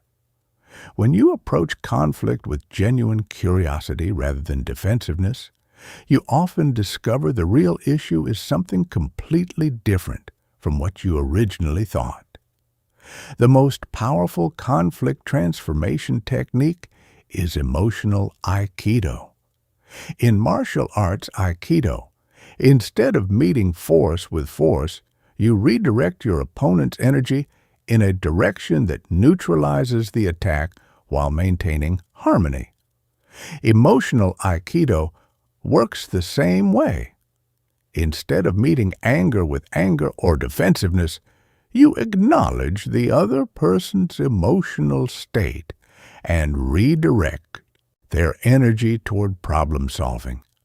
When someone says, "You never listen to me," in an angry tone, instead of defending yourself or getting angry back, you might say, "It sounds like you're feeling unheard, and that's really important to me. Help me understand what I'm missing so I can listen better." This response acknowledges their emotion without accepting blame, redirects their energy from attack to explanation, and creates an opportunity for genuine understanding. Mastering emotional dynamics in relationships requires seeing every interaction as an opportunity to practice emotional strength rather than a threat to your emotional stability. Instead of hoping other people will be easy to deal with, you develop the skills to maintain your emotional equilibrium regardless of how others are behaving. Instead of trying to control other people's emotions, you focus on managing your own emotional responses in ways that create the best possible outcomes for everyone involved. Chapter 11. The Integration Protocol for Total Mastery. Everything you've learned up to this point has been preparation for this moment. You now have all the individual skills and techniques necessary for emotional control. But having individual skills isn't the same as having integrated mastery. Most people who learn emotional regulation techniques use them randomly and inconsistently. They practice breathing exercises when they remember to. They use reframing techniques occasionally when they feel like it. They work on trigger management when they're motivated. This scattered approach produces scattered results. True emotional mastery requires integration. It requires weaving all your emotional skills into a seamless automatic system that operates whether you're thinking about it or not. It requires developing such deeply ingrained emotional patterns that you respond with strength and wisdom even in situations you've never encountered before. This is the difference between someone who knows emotional techniques and someone who has achieved emotional mastery. The integration protocol is a systematic process for combining all your emotional skills into one unified operating system. This protocol transforms you from someone who uses emotional tools occasionally into someone who embodies emotional strength as a core part of their identity. When you complete this integration process, emotional control will no longer be something you do. It will be something you are. Phase 1. Skill stacking. This involves practicing multiple emotional techniques simultaneously until they reinforce each other and become automatic. Instead of using one technique at a time, you learn to layer multiple techniques together to create exponential improvements in your emotional state. When you encounter a triggering situation, instead of just using breathing techniques, you simultaneously use breathing, reframing, anchoring, and mindset management. When you face pressure, instead of just managing your thoughts, you simultaneously control your breathing, adjust your body language, reframe the situation, and activate your confidence anchors. This multi-layered approach creates much more powerful and reliable results than using single techniques in isolation. Skill stacking requires deliberate practice sessions where you intentionally combine multiple techniques while dealing with challenging scenarios. Create practice situations that require you to use breathing, reframing, anchoring, and mindset management all at the same time. Start with mild challenges and gradually increase the difficulty until you can automatically access multiple techniques even under extreme stress. Phase 2. Pattern interruption.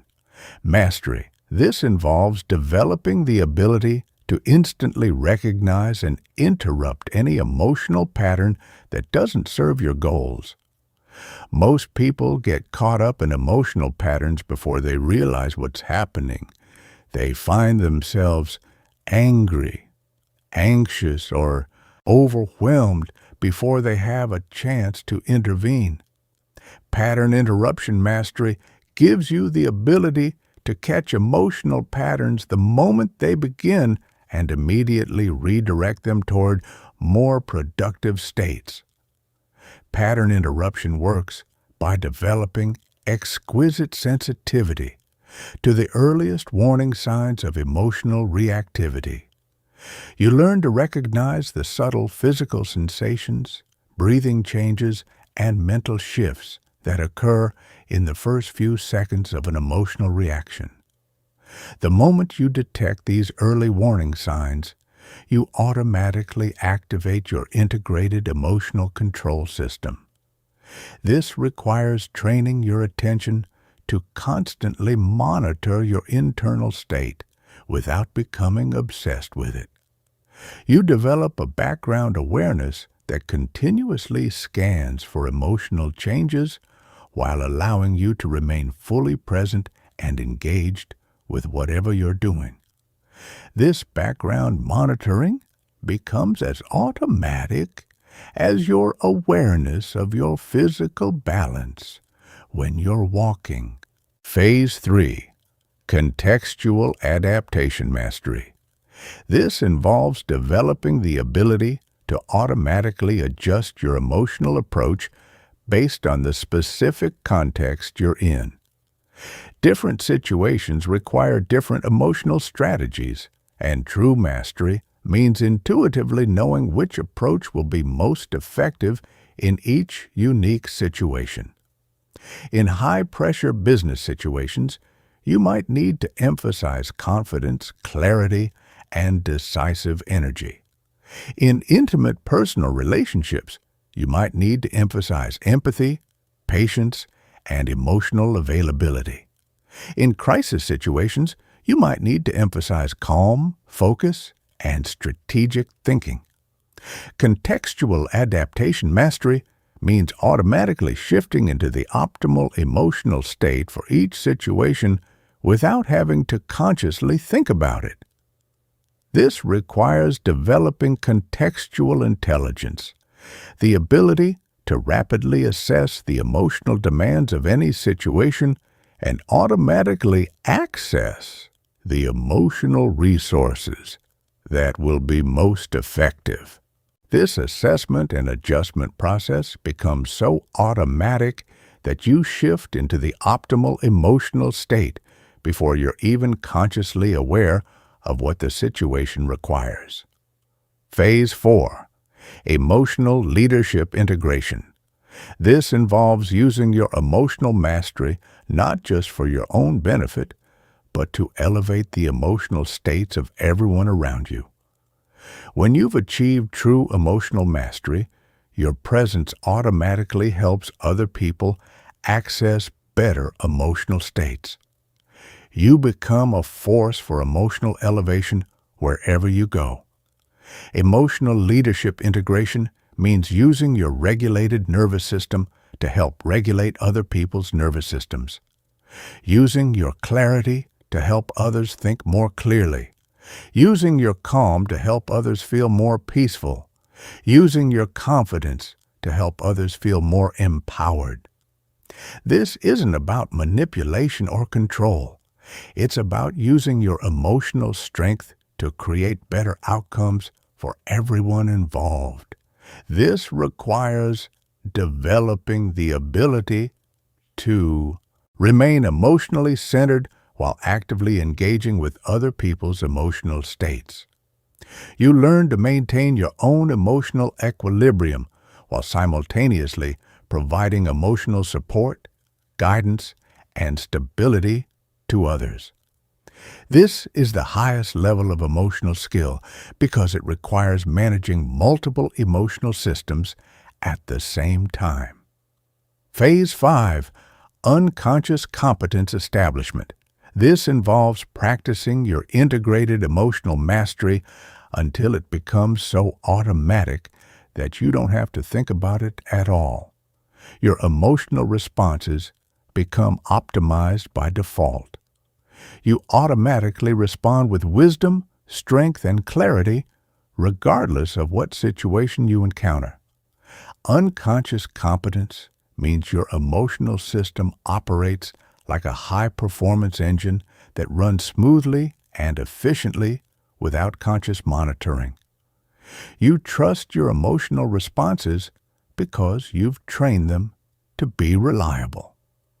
You don't second-guess your emotional reactions because you know they're based on integrated wisdom rather than primitive programming.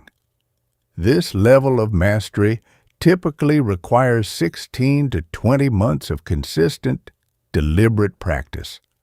But once you achieve it, you have emotional skills that will serve you for the rest of your life. You become someone who can handle any emotional challenge with grace, wisdom, and strength. You become the kind of person others look to for emotional guidance and stability. Chapter 12, Emotional Leadership and Influence. When you master your own emotions, you inevitably become someone who influences the emotional states of everyone around you. This isn't a choice. It's an automatic consequence of emotional mastery. People are drawn to emotional strength like metal to a magnet. They unconsciously seek out emotionally regulated people because being around them feels safe, calming, and inspiring. Most people underestimate how much their emotional state affects everyone around them. When you're anxious, you make everyone around you more anxious. When you're angry, you trigger defensiveness in others. When you're scattered, you create chaos in your environment. When you're depressed, you drain energy from everyone you encounter. Your emotional state is constantly broadcasting signals that influence the nervous systems of everyone in your proximity. But the opposite is also true. When you're calm, you help others feel more peaceful. When you're confident, you help others feel more empowered. When you're focused, you help others think more clearly. When you're positive, you elevate the energy of everyone around you. Emotional mastery gives you the ability to be a positive emotional influence instead of a negative one. Emotional leadership isn't about controlling other people's emotions. It's about taking responsibility for the emotional impact you have on your environment and consciously choosing to use that impact to create better outcomes for everyone involved. It's about recognizing that your emotional state isn't a private matter. It affects everyone you interact with, and therefore you have a responsibility to manage it wisely. Chapter 13, The Lifestyle of Emotional Mastery.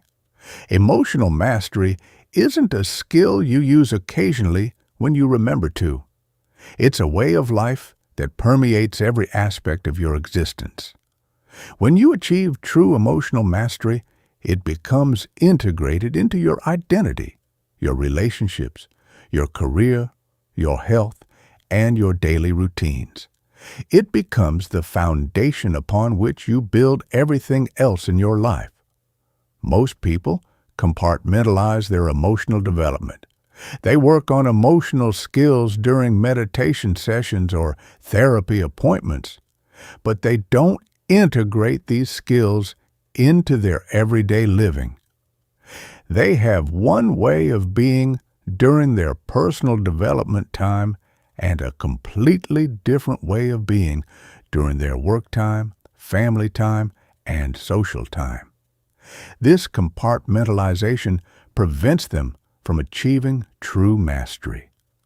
The lifestyle of emotional mastery means bringing the same level of emotional awareness, regulation, and wisdom to every area of your life. It means being the same emotionally strong person, whether you're in a high-pressure work meeting, a difficult conversation with your family, a challenging social situation, or dealing with unexpected crisis. Your emotional strength becomes a consistent part of who you are rather than something you access only when you specifically focus on it. Element 1. Morning emotional conditioning. How you start your day sets the emotional tone for everything that follows. Most people begin their days reactively. They wake up and immediately check their phones, exposing themselves to news, emails, and social media that trigger stress, anxiety, or scattered thinking before they've even gotten out of bed. People with emotional mastery have morning routines specifically designed to establish optimal emotional states before they engage with the world. They begin each day with practices that center them, ground them, and prepare them to respond to whatever challenges the day might bring from a place of strength rather than reactivity. Your morning emotional conditioning routine should include conscious breathing to activate your parasympathetic nervous system, intentional visualization to prepare your mind for optimal responses to anticipated challenges, physical movement to integrate mind-body awareness, and emotional intention setting to consciously choose how you want to show up emotionally throughout the day. This morning routine doesn't have to take hours. Even 12 to 15 minutes of conscious emotional preparation can create dramatically different outcomes for your entire day. The key is consistency rather than perfection. Doing something every day to prepare yourself emotionally is far more powerful than doing intensive emotional work occasionally. Element 2. Workplace emotional excellence. Most people have completely different emotional patterns at work than they do in their personal lives. They may be calm and centered at home, but stressed and reactive at work. Or they may be confident and assertive at work, but insecure and passive in their personal relationships. Emotional mastery means bringing the same emotional strength to all areas of your life. Workplace emotional excellence involves using your emotional skills to enhance your professional performance, improve your work relationships, and create better outcomes for your organization. It means staying calm under pressure, communicating clearly during conflicts, making decisions from wisdom rather than emotion, and maintaining positive energy even during difficult periods. This also means using your workplace as a training ground for emotional development. Every difficult colleague becomes an opportunity to practice patience and boundary setting. Every high-pressure deadline becomes an opportunity to practice calm focus and strategic thinking. Every workplace conflict becomes an opportunity to practice emotional leadership and conflict resolution. Element 3. Relationship emotional mastery. Your closest relationships are where your emotional patterns are tested most intensely. It's relatively easy to maintain emotional control with strangers or acquaintances, but much more challenging to remain emotionally regulated with family members, romantic partners, and close friends who know how to trigger your deepest emotional reactions. Relationship emotional mastery means bringing your highest emotional skills to your most important relationships. It means staying curious instead of defensive when your partner is upset with you. It means maintaining compassion when your family members are going through difficult times. It means setting healthy boundaries without becoming cold or distant. It means expressing your own needs and feelings clearly without becoming aggressive or manipulative. This requires recognizing that your relationships aren't just sources of support and enjoyment.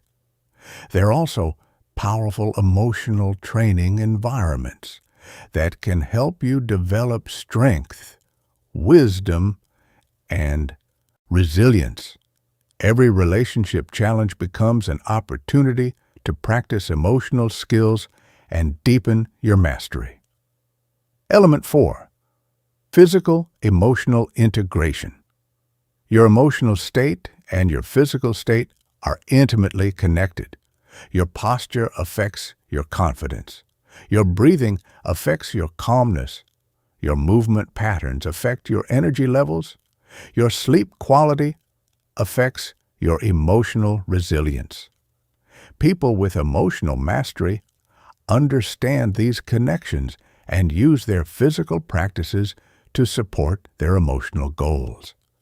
Physical emotional integration means choosing exercise routines that enhance your emotional well-being rather than just your physical fitness. It means eating foods that support stable mood and clear thinking, rather than just following the latest diet trends. It means creating sleep routines that restore your nervous system, rather than just fitting sleep around your schedule. This also means using your body as an emotional regulation tool throughout the day. When you notice tension building, you consciously release it through breathing or movement. When you feel energy dropping, you consciously restore it through posture or breathing techniques. When you feel scattered, you consciously center yourself through grounding practices. Element 5.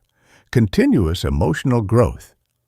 Emotional mastery isn't a destination you reach and then stop developing. It's an ongoing journey of continuous refinement, deepening, and expansion. There are always new emotional challenges to master, new relationships to navigate, new levels of emotional intelligence to develop. Continuous emotional growth means actively seeking out experiences that challenge your emotional skills and help you develop new capacities. It means reading books, taking courses, working with mentors, and engaging in practices that expand your emotional awareness and abilities. It means viewing every difficult emotional experience as an opportunity to become stronger and wiser. This requires maintaining a growth mindset about emotions throughout your life. Instead of thinking, "I've learned enough about emotions," you think, "What new emotional skills could I develop?" Instead of avoiding emotional challenges, you seek them out as opportunities for growth. Instead of getting comfortable with your current level of emotional ability, you continuously push yourself to develop even greater emotional mastery. The lifestyle of emotional mastery transforms every aspect of your existence. Your relationships become deeper and more satisfying because you can navigate emotional challenges with wisdom and grace. Your career becomes more successful because you can perform at your best under pressure and work effectively with all types of people. Your health improves because you're not constantly flooding your system with stress hormones. Your overall life satisfaction increases because you're not being jerked around by uncontrolled emotions. But most importantly, you become someone who contributes to the emotional well-being of everyone around you. You become a source of calm in chaotic situations, wisdom in confusing situations, and strength in difficult situations. You become the kind of person others seek out when they need emotional support or guidance. You become a living example of what's possible when someone commits to emotional mastery. Chapter 14. Advanced Scenarios and Extreme Situations. Real emotional mastery is tested not in normal circumstances, but in extreme situations that push your emotional systems beyond their usual limits. These are scenarios that most people will never encounter. But if you do encounter them, they will reveal whether you've achieved true emotional mastery or just competence in normal situations. Advanced emotional mastery means being able to maintain your emotional strength even in circumstances that would break most people. Extreme situations have characteristics that make them uniquely challenging for emotional control. They typically involve multiple simultaneous stresses, life-altering consequences, moral complexity, time pressure, limited information, and circumstances that violate your normal expectations about how life works. These situations are designed by their very nature to overwhelm your cognitive and emotional resources. Most emotional training focuses on everyday challenges like workplace stress, relationship conflicts, or personal setbacks. But extreme situations require a different level of preparation and a deeper level of mastery. They require emotional skills that have been tested and refined under the most demanding circumstances possible. Category 1. Acute crisis management. These are situations where something terrible happens suddenly, and you need to maintain emotional control while dealing with immediate threats to yourself or others.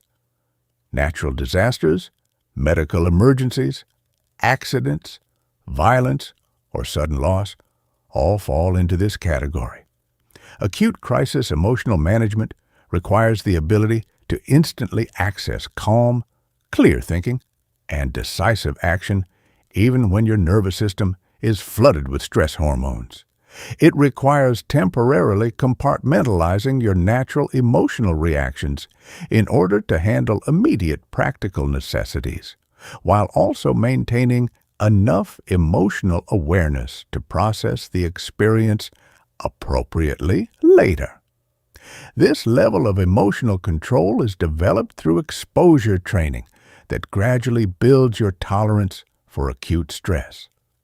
Emergency responders, military personnel, and medical professionals develop this capacity through extensive training that simulates crisis conditions.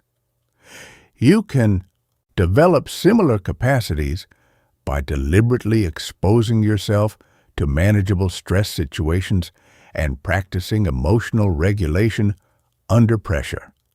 The key is learning to compartmentalize emotions when immediate action is required, while maintaining the ability to process those emotions fully once the crisis has passed. This isn't emotional suppression, which would be unhealthy. It's conscious emotional regulation that prioritizes immediate survival needs while ensuring emotional processing happens at the appropriate time. Category 2. Prolonged adversity management. These are situations where you face ongoing challenges that last for months or years without clear resolution. Chronic illness, financial devastation, legal battles, caregiving for disabled family members, or living in dangerous environments all require sustained emotional strength over extended periods. Prolonged adversity is more challenging than acute crisis because it requires maintaining emotional resilience when there's no clear end in sight. It requires finding ways to experience hope, meaning, and joy, even while dealing with ongoing suffering. It requires managing the constant stress of uncertainty without burning out or becoming chronically depressed. This type of emotional mastery is developed through practices that build long-term resilience rather than just acute stress tolerance. Meditation, philosophical study, spiritual practices, and community support become essential resources for maintaining emotional strength during prolonged difficulties. The key is learning to find stability and meaning that are independent of external circumstances. Category 3. Moral complexity, navigation. These are situations where you must make decisions or take actions that involve significant moral ambiguity, competing values, or potential harm to yourself or others.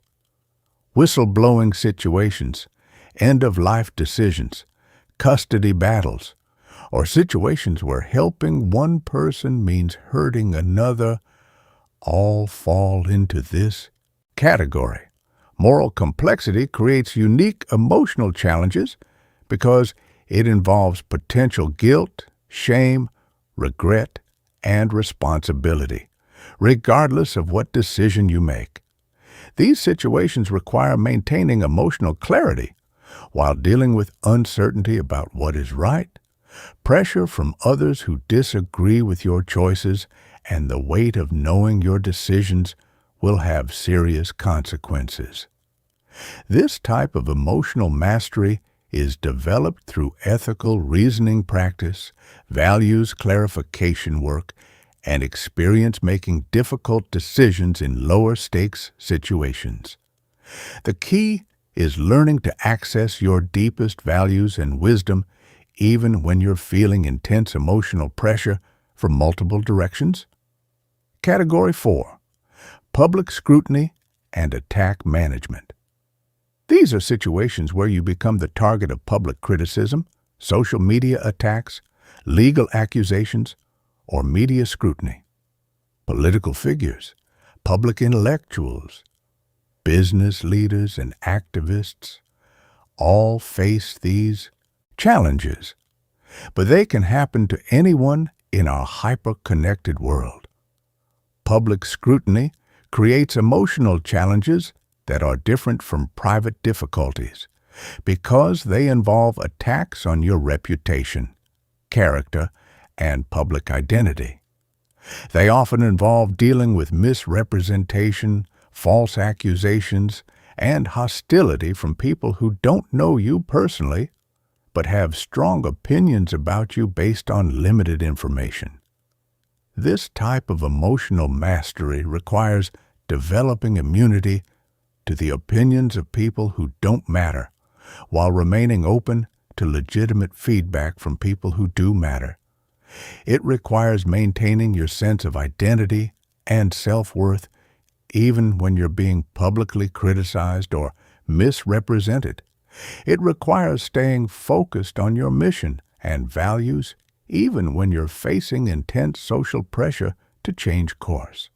Category 5. Ultimate loss management. These are situations involving the death of loved ones, the end of lifelong dreams, the loss of physical or mental capabilities, or other experiences that fundamentally alter your understanding of yourself and your life. These losses cannot be fixed, overcome, or avoided through any amount of effort or skill. Ultimate loss management requires emotional skills that go beyond normal resilience and recovery. It requires the ability to find meaning, purpose, and even gratitude in the midst of genuine tragedy. It requires rebuilding your identity and your understanding of life after experiences that have shattered your previous assumptions about how things are supposed to work. This type of emotional mastery is developed through practices that connect you to sources of meaning and stability that transcend individual circumstances.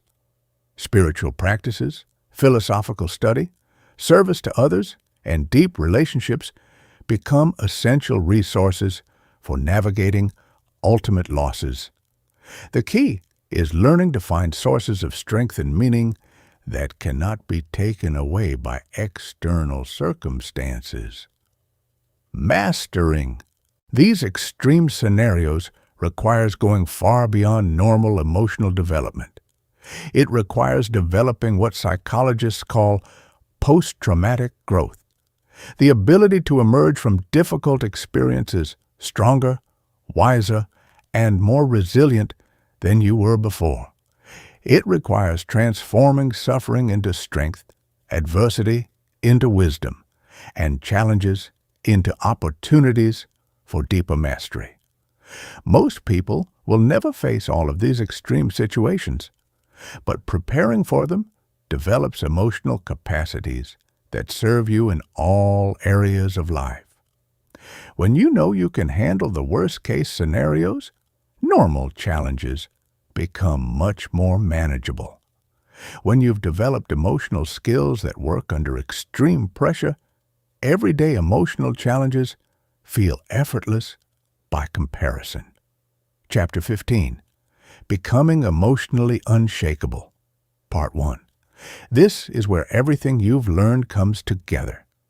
This is where you transform from someone who practices emotional control into someone who embodies emotional mastery so completely that nothing can shake your inner equilibrium. This is where you become truly unshakable. Emotional unshakability isn't about being emotionless or disconnected. It's about having such deep emotional stability and such refined emotional skills that you can experience the full range of human emotions without being controlled or destabilized by them. It's about being so rooted in your authentic self that external circumstances cannot push you off center. It's about having such confidence in your emotional abilities that you welcome challenges as opportunities to demonstrate your strength. Most people spend their entire lives being shaken by their emotions and circumstances. They feel confident when things are going well and insecure when things are difficult. They feel peaceful when their environment is calm and stressed when their environment is chaotic. They feel positive when people treat them well and negative when people treat them poorly. Their emotional state is completely dependent on external factors they cannot control. Unshakable people have transcended this dependency. They've developed inner sources of strength, peace, and confidence that remain stable regardless of what's happening around them. They experience difficult emotions when appropriate, but they're not controlled by those emotions.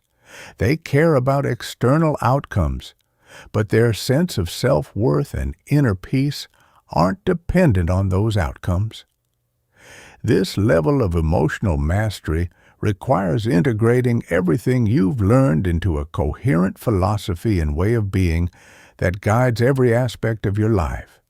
It requires developing what philosophers call wisdom, the ability to see life from a perspective that transcends temporary circumstances and emotional reactions. Pillar 1. Radical self-acceptance.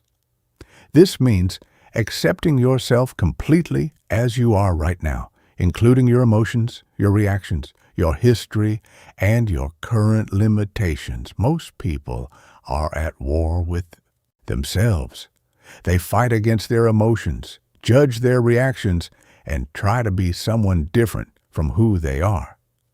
This internal conflict creates constant emotional turbulence. Radical self-acceptance doesn't mean being passive about growth or accepting harmful behaviors. It means loving and accepting yourself as you are while simultaneously working to become the best version of yourself. It means treating yourself with the same compassion you would show to a good friend who's struggling. It means recognizing you're a human being having a human experience, and that includes making mistakes, feeling difficult emotions, and facing challenges. This acceptance creates a foundation of inner peace that cannot be shaken by external criticism, failure, or rejection. When you truly accept yourself, other people's opinions lose their power to hurt you. When you recognize your own imperfections, other people's judgments cannot devastate you. When you understand that struggle is part of the human experience, difficulties cannot make you feel like there's something fundamentally wrong with you. Pillar 2, transcendent purpose. This means connecting your life to something larger than your personal desires, fears, and circumstances. When your identity and motivation are rooted in serving something beyond yourself, temporary setbacks and emotional challenges become much less significant. You develop the ability to endure present difficulties because you're focused on long-term contribution and meaning. Transcendent purpose provides emotional stability because it gives you a perspective that extends beyond immediate circumstances. When you're focused on contributing to your family's well-being, your community's growth, or humanity's progress, personal emotional challenges become manageable obstacles rather than overwhelming crises. You develop resilience because your mission is more important than your comfort. This purpose doesn't have to be grandiose or world-changing. It can be as simple as being the best parent you can be, creating beautiful art, helping people in your community, or contributing to work that makes the world slightly better. The key is connecting to something that gives your life meaning beyond your personal emotional state and immediate circumstances. Pillar 3, present moment mastery. This means developing the ability to be fully present with whatever is happening right now, including difficult emotions and challenging circumstances, without being overwhelmed by them. Most people live in the past or the future. They replay old hurts and failures or worry about potential problems and disasters. This mental time travel creates most of their emotional suffering. Present moment mastery allows you to experience life directly, rather than through the filter of past conditioning or future anxiety. When you're truly present, you can respond to what is actually happening, rather than reacting to your fears about what might happen or your pain about what has already happened. This presence creates natural emotional stability because you're dealing with reality rather than with mental stories about reality. This presence is developed through meditation, mindfulness practices, and conscious attention training. But it ultimately becomes a way of living where you bring full awareness and acceptance to each moment as it unfolds. You learn to find peace and stability in the present moment, regardless of what that moment contains. Chapter 15, Becoming Emotionally Unshakable. Conclusion. Pillar 4, emotional alchemy. This means developing the ability to transform any emotional experience into wisdom, strength, or compassion. Instead of seeing difficult emotions as problems to be avoided, you see them as raw materials for growth. Instead of being victimized by your emotions, you learn to use every emotional experience as an opportunity to develop greater mastery. Emotional alchemy means finding the gift in every emotional challenge.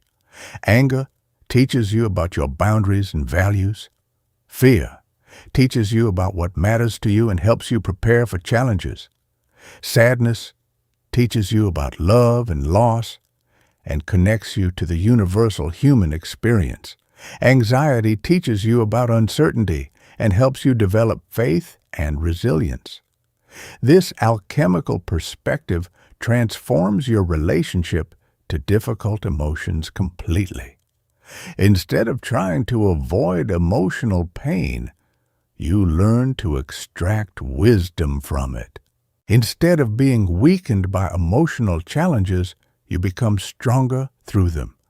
Instead of seeing emotions as obstacles to your peace, you see them as opportunities to deepen your understanding and expand your compassion.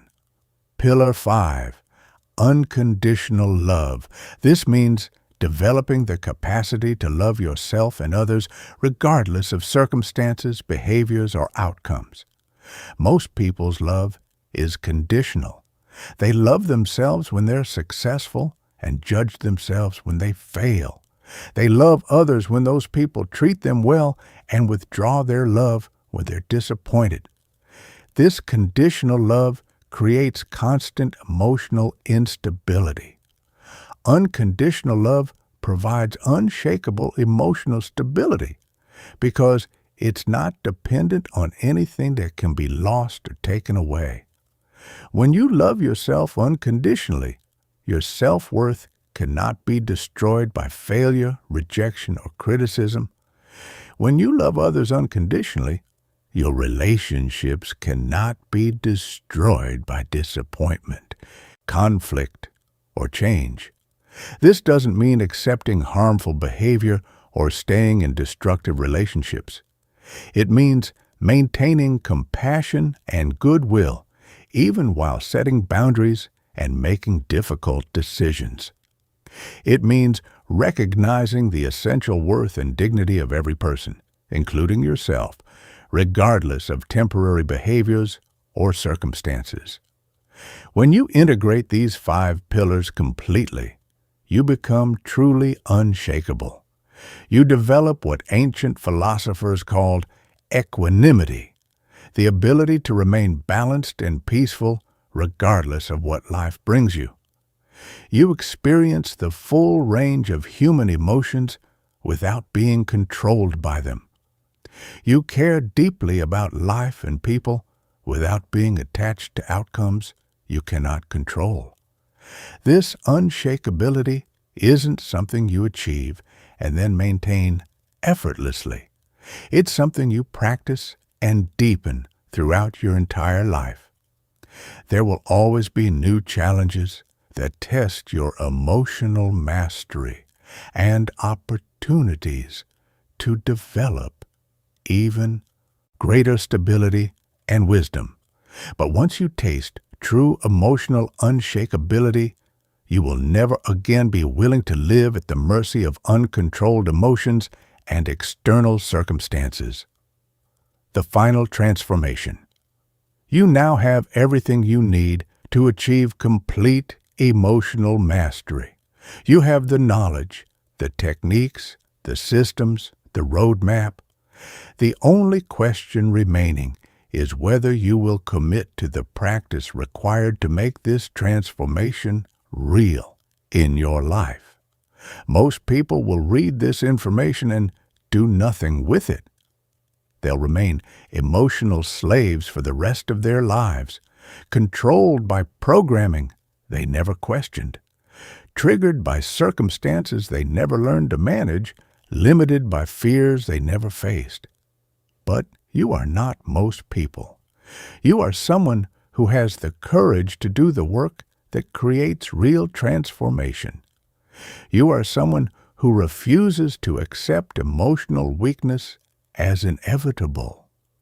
You are someone who is committed to becoming the strongest, wisest, most emotionally masterful version of yourself.